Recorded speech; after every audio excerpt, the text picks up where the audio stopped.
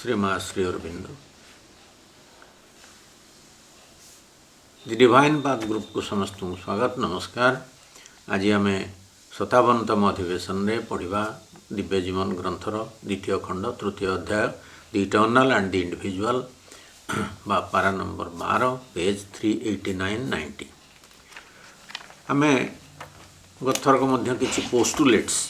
किछि भी कथा को मानि नबाक हम कि मान्यता सहकार आमर जीवन आरंभ करवा योग आरंभ करवा जे कि द डिवाइन इज ऑल। आम ये कथा आलोचना करथिले। सृष्टिर केते बड़े मूलभूत सत्य रही जहाँ उपरे कि जीवन तिष्ठि रही आमर मूलभूत सत्य रही सी मूलभूत सत्य को जदि आम मान्यता न दबा बा ताकू स्वीकार न करवा ताकू सब बेले मन रखी न चलवा ताले असुविधा हम। श्रीमंत भाषा रे the one is at the same time the all से जिनस को केते ढंगरे कहउचंती एका बेले के से जे वन से मध्य all for it exists in all omnipresent all exists by it all exist by it it is all तार द्वारा समस्त तिष्ठि रहिचंती ये हला सब ये होची मूलभूत जे गोटे primary acceptance is पोस्टुलेशन whatever be the plane of being जो स्तर होना कहीं whatever be the cosmos whatever be the individual the truth of its existence is the same विश्व जहाँ हो व्यक्ति जहाँ हो से सत्य जो एक्जिस्टेंस अस्तित्व सत्य ही सेम गोटे that is that it or he is the one ये हो ये किंबा से one केवल for there is and can be no other आउ द्वितीय के एकमेवा द्वितीयम से द्वितीय किछि आउ तांग छड़ा नाही। The transcendent is the divine, the universal is the divine, the individual is the divine, all are the one reality. ये says divine and human रो 186 पृष्ठारे सावित्री मध्य सिमिलर गोटे लाइन रही the high meets the low all is a single plan 541 page रे जिनसे देखिए the high meets the low all is a single plan तेणु इठी सबू डिवाइन। आम जिते बड़े 11 नंबर पारे गोटे जोड़े कथा आलोचना करथिले सेठी थिला दे but all the transcendent is they are concealed in the individual पूर्व पारार गोटे जोड़े लाइन खाली सूचना देदेवी ये विश्वातीत बोली जहाँ जो अच्छी सबू व्यक्ति भितर प्रच्छन्न होकर रही ये कथाटी बुझिया खब सी भीतर जहाँ मैनिफेस्ट कर सी निजे उपस्थित रोच मैनिफेस्टेशन भितर ये फर्मूला सी व्यक्ति भितर अच्छा व्यक्ति को मैनिफेस्ट कर व्यक्ति भितर से रे समुदाय कनसील्ड इन प्रच्छन्न भाव रही लुचिक रही तापर कहते जो लिबरेशन हम आम बहुत कथा लिबरेटेड इंडिविजुअल कथा आम आलोचना करके साधनार गोटे परिस्तर जो थी कि व्यक्ति इगोरु मुक्त हम सोल जाग्रत हम कस्मिक कनसियसनेस आड़ को मूव कर कस्मस सहित चेतना स्तर में कस्मस सहित एक हम एवं इगोर कौन प्रभाव तार रहा भेदधर्मी चेतना चलीज एकत्व बोध आड़ को जीव भगवान एकत्व से बास कर ये जो साधनार कथा यार तो सिंथेसिस योगर प्रक्रिया गुड़े मेथड्स गुड़े ये कहते जे मुझे I the liberated individual can enjoy the divine in his transcendence परात्परतार सहित एक ही रही पारि in his unified with him सहित एक ही रही पारि and enjoy at the same time the divine in other individuals एवं अन्य से एक समय अन्य व्यक्ति मान सहित आउ विशेषता कस्मिक बीइंग सहित मु एकत्र रही पारि ये जो कथा तापर सेठू जो परवर्ती पैसेज रे रिजिन कथा कहते रिजिन सब बेले ये कथा को मानि स्वीकार कर न पारे रिजिन ये सब कथा गोटे असुविधाजनक कथा but the normal mind which has no experience of these things are so powerful real to the liberated consciousness may well revolt against what may seem to it nothing more than a mass of intellectual constructions खाली तार intellectual constructions साधारण मन ये सब जिनसर कौन अनुभव नहीं किंतु लिबरेटेड इंडिविजुअल मुक्त चेतनार बास कर लोक ये सब गुड़िक भारी शक्तिशाली सत्य रूपे प्रकटित होची प्रतिष्ठित होची प्रत्यक्ष कराऊँच से मन से सब तथ्य विरुद्ध रे विद्रोह करें एवं से ही मन आगे से गुड़िक हे तो बुद्धिगत नाना विरोध में भर्ती होता गोटे मिश्रण परी गोटे मिक्सचर परी बोध हुए मास ऑफ इंटेलेक्चुअल कॉन्ट्राडिक्शंस बौद्धिक विरोध सब आसी पहुँचब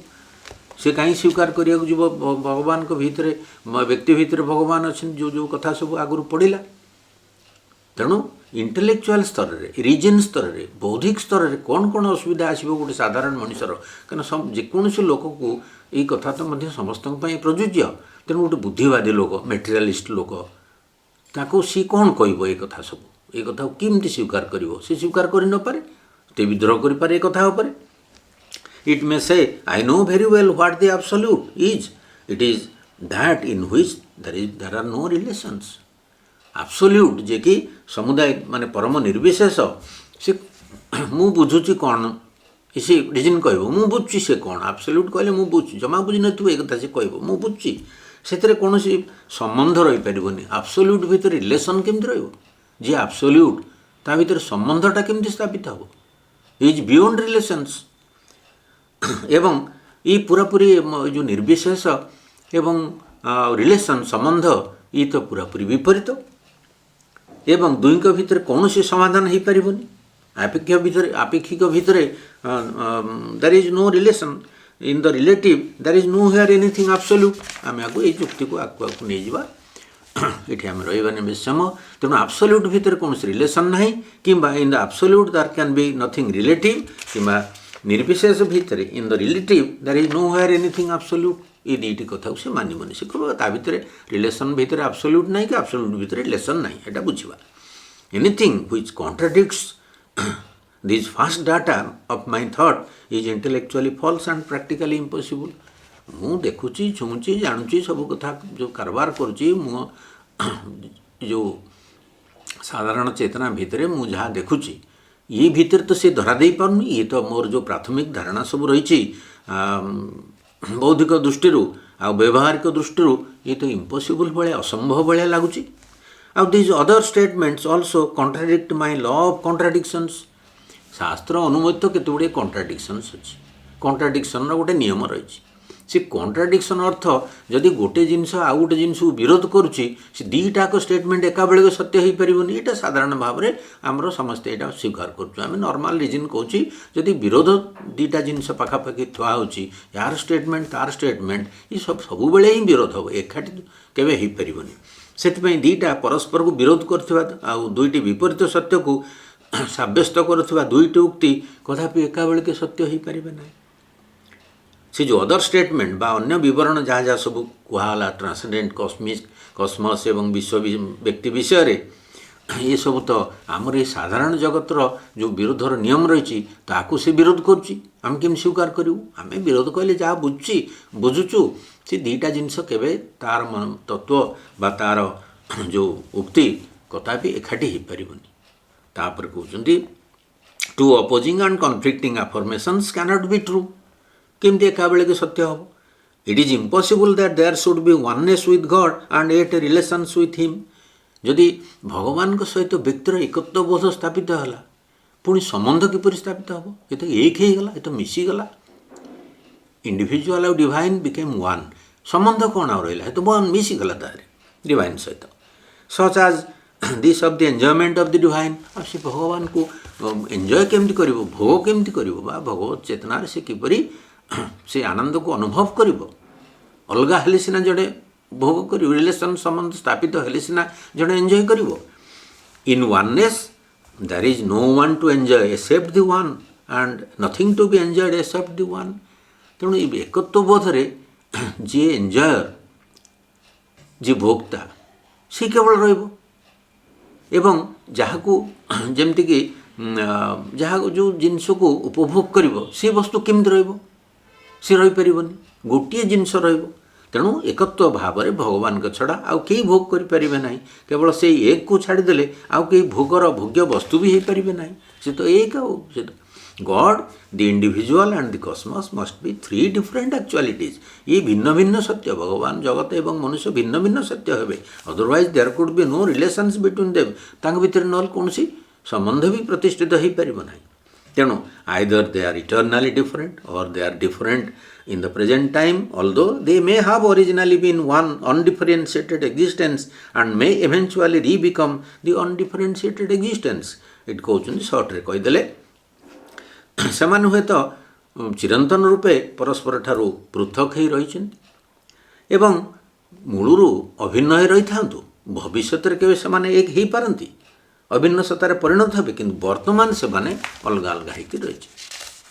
केबे मूलरू थिले, भविष्य हुए तो एकाठी एक ही पारंती, किंतु वर्तमान भगवान विश्व एवं मनीष अलग अलग होइके रहिछन्ति। एकत्व बोध बा unit was perhaps and will be perhaps, but it's not now and cannot be so long as cosmos and the individual endure. एकत्व थिला, भविष्य तो रही पारे, किंतु वर्तमान एकत्व नाही। वर्तमान एकत्व नाही। जे पर्यंत विश्व एवं व्यक्ति तिष्ठि रहिछन्ति बा अछन्ति, से पर्यंत एटा संभव नुह। बुझ तेणु से एकत्वबोध हो कि पूर्व जो कहले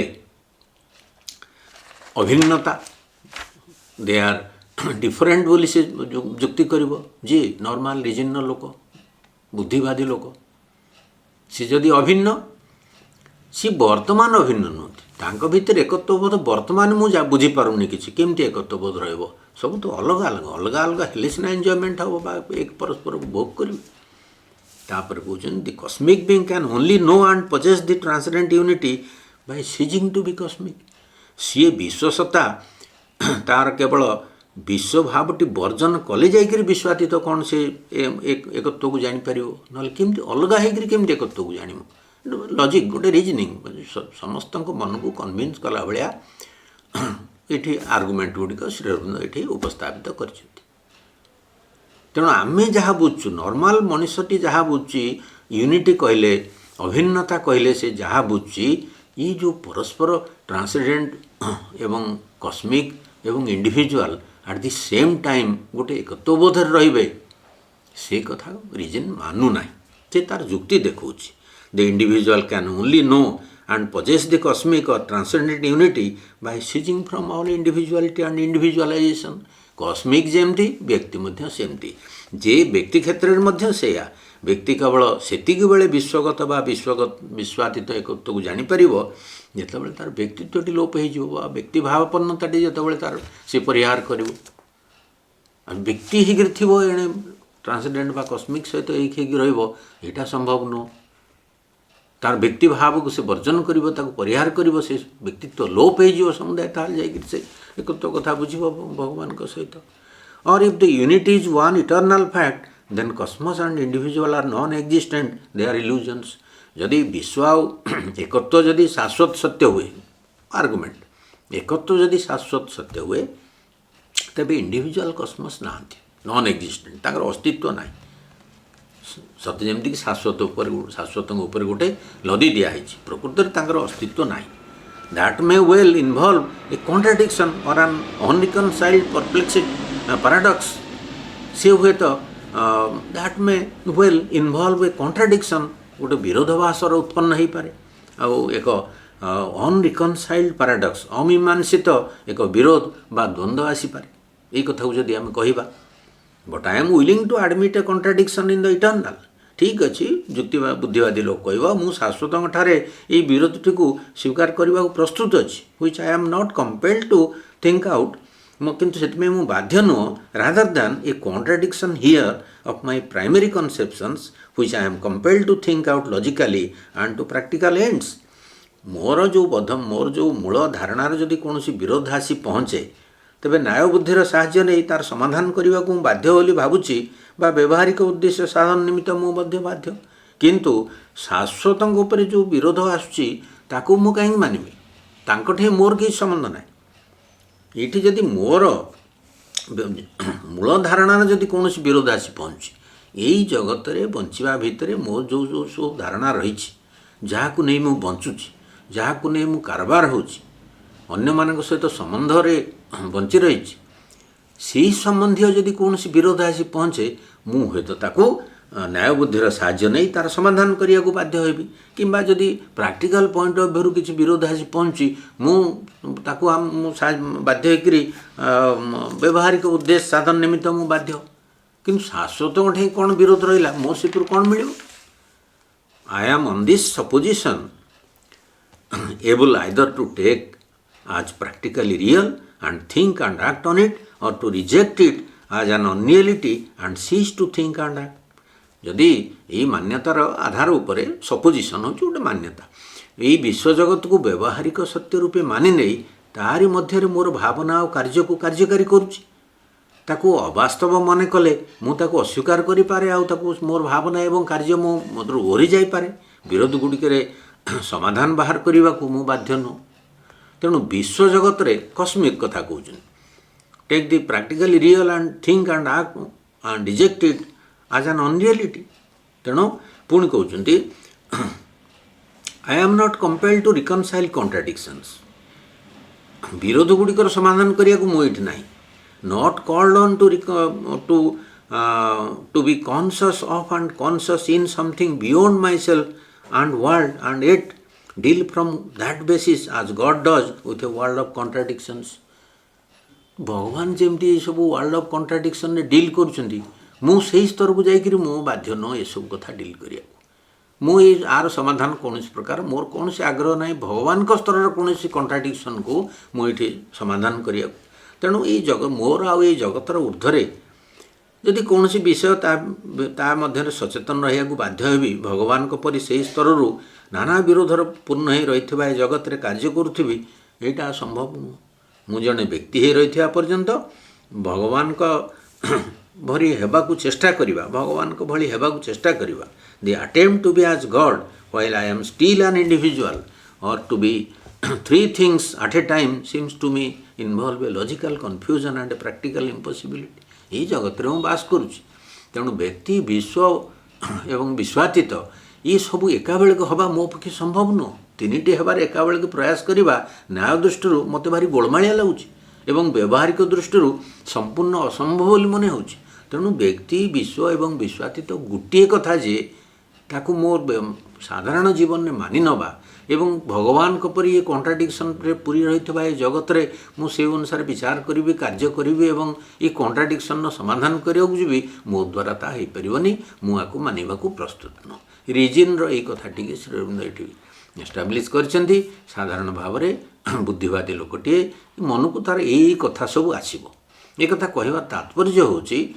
ଯେ ଆମେ ଏ କଥା ମଧ୍ୟ ଜାଣିବା ବୁଦ୍ଧିବାଦୀ ଲୋକର କ'ଣ ଅସୁବିଧା, ସେଇ କଥା ମଧ୍ୟ ଜାଣିକରି ଆମେ ଏଇ ଜିନିଷକୁ